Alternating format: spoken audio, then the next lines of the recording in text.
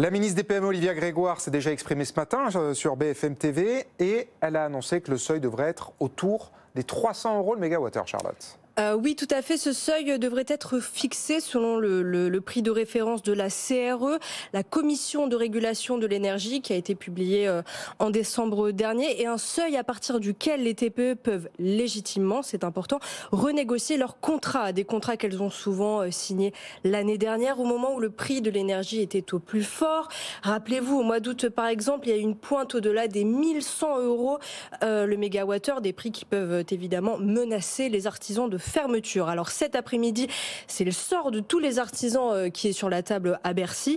Et cela fait suite évidemment à l'annonce sans précédent de mardi, la possibilité pour tous les artisans boulangers de résilier leur contrat d'énergie sans frais s'ils sont trop élevés. C'est du jamais vu. Et alors comment est-ce que les énergéticiens, les fournisseurs d'énergie, Charlotte, réagissent à cette demande ?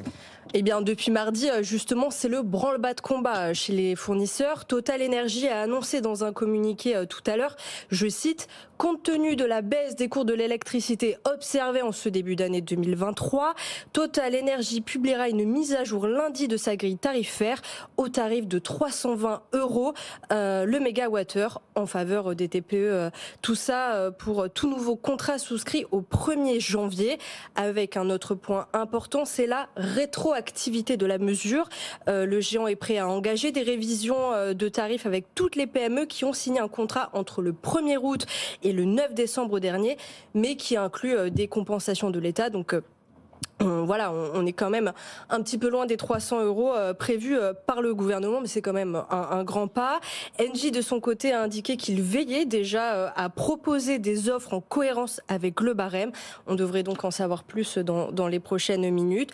Et Bruno Le Maire a d'ailleurs été très ferme. Si les fournisseurs ne s'alignent pas, il reste selon lui une autre arme, c'est la fiscalité, avec la possibilité d'une augmentation des taxes sur les énergéticiens. Effectivement.